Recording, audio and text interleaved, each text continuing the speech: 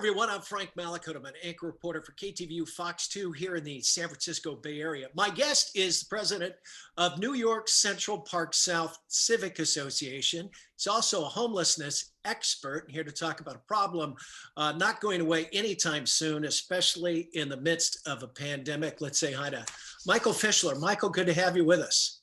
Thank you for having me. I appreciate it. Well, let's talk about your backyard, New York City. What's it like in the middle of COVID-19 right Well, in terms of everything, it's a disaster. I mean, we have the homeless crisis as it is in San Francisco is expanding like I've never seen before in my life. It's the worst we've ever seen. We've restaurants are, doing terribly. I mean, they're about to close the restaurants down at some point. Right now, they only allow 25% occupancy in the restaurants. Retail stores are struggling right and left. It's a disaster. It really is. It's horrible. I've never seen it so bad in New York. now? And how has the pandemic just kind of lopped on the homeless problem? Because it's a big Well, issue in the city. it's horrible. I mean, what's happening, especially in New York City, is we have 80,000 homeless people and growing. It could easily double or triple in the next 5 years, just the way things are going, because politicians don't understand the problem and they don't want to get involved with it. Um, so what's happening is you have homeless people throughout the city. You have them living in the subways. You have actually sheltered subways where they live there, and you also have passengers that are trying to get from one place to the next to work. And unfortunately, you have homeless people that have caught the virus, and God only knows what's happening in the subways in terms of how it might be spreading. You have the homeless people of Grand Central Station in New York, Penn Station in New York, all over the streets. I mean, it's terrible. And it's sad that the politicians basically ignore the problem, they ignore the homeless, and they're not doing anything to help them out. And that's what's really sad about the whole thing. Well, let's talk about what you can do. I know here in San Francisco, they've opened up some hotels for them, but that's more of a Band-Aid situation because, they're not going to live there forever. And a lot of them just leave the hotel during the day, go out in the streets, then go back and spend the night. Um, there's needle programs. There's obviously a big drug problem in the streets with a lot of the homeless. I'm sure there are short-term fixes, but long-term, and I have spent time doing stories on this, it's a generation problem. It's going to take a while because these people need to be educated. They need to be helped. You could save one, but there's four other that get away. Where do you start? Well, out in the San Francisco and Oakland area, I mean, the politicians, your mayors and your governor, I mean, they completely don't get it. I mean, putting them into hotels doesn't do anything to resolve the problem at all. In fact, it's a very temporary fix. And in many cases, it's once you get them in there, it's very difficult to get them out of there by law. You'll have the ACLU and other organizations challenging it. What they should be doing to address the problem, and I hope maybe the mayor, well, maybe they won't be listening to Fox, but maybe they should be.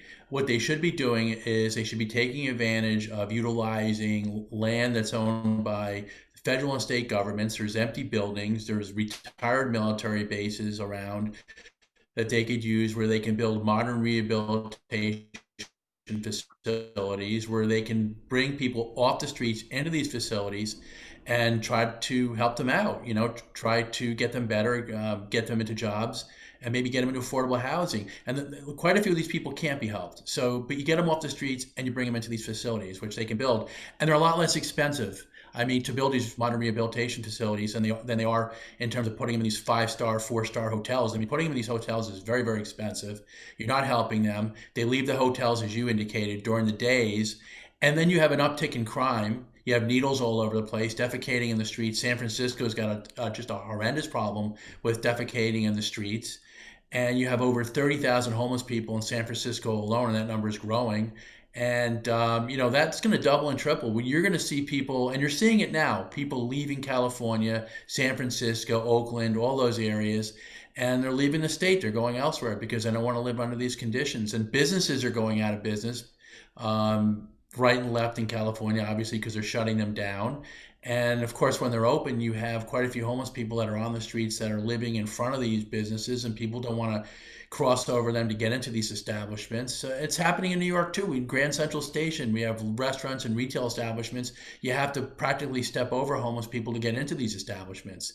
And it's not fair to the homeless. And they're not, a lot of them are mentally ill. They're not in a position where they can make decisions on their own. Now, the ones that maybe aren't mentally ill, that seem to be normal, still have problems that need to be dealt with. And the way to deal with them is to get them off the streets. Right now, unfortunately, you have laws in the books that were, when the ACLU went to court and challenged cities trying to remove the homeless people, that you can't just remove them off the streets. So they have rights. And even though a lot of them can't make decisions for themselves, you can't go in and get them off the streets unless they're a danger to themselves and a danger to other people. So it's really created a very dangerous situation for the homeless people and for people living in these communities. I did a story in Oakland where I visited 4 camps, 2 different days, spent 3 or 4 hours. And the people I met, they were, veterans from Vietnam and the Gulf War. One gal was educated, went to Berkeley, had a degree from Cal, but went through a breakup, ended up on the streets. And some of these people don't want to leave.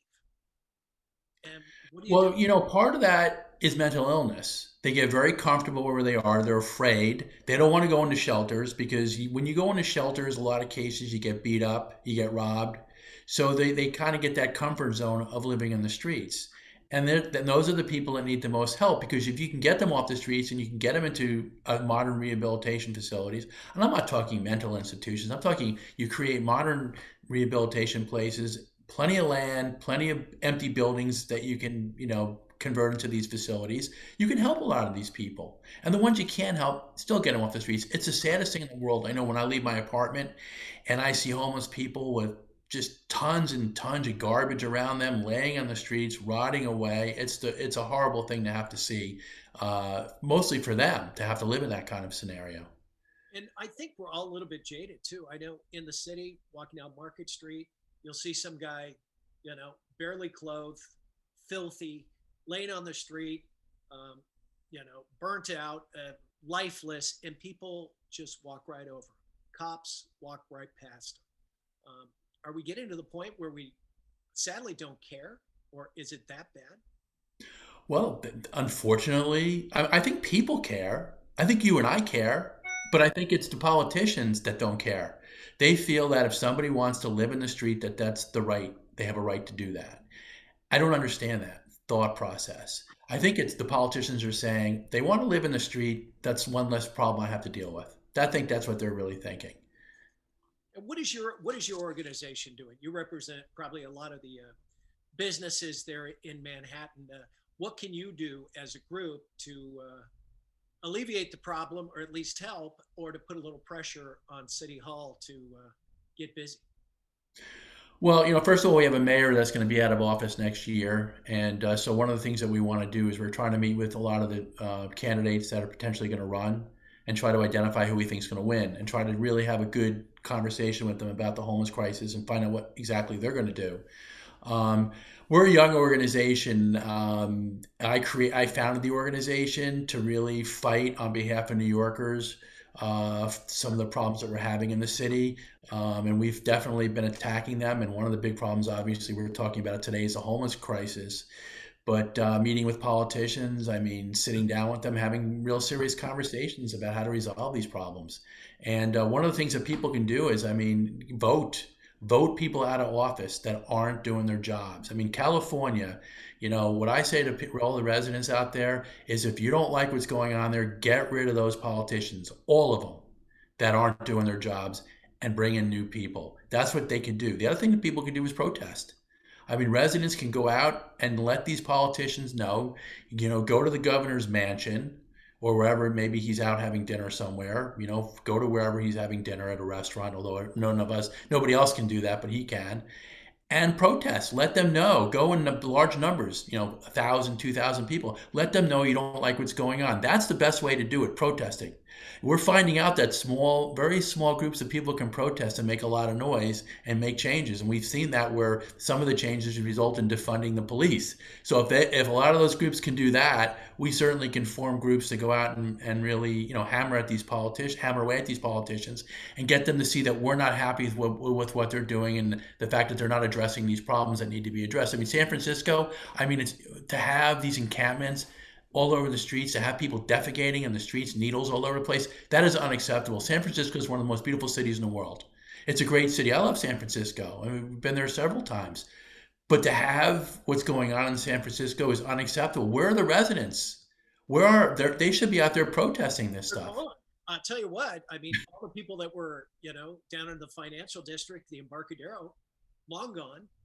A lot of the mom and pop shops, the delis, all that, they're either closed or part time, and they've brought a lot of the homeless into other neighborhoods because there's hotels that are causing issues.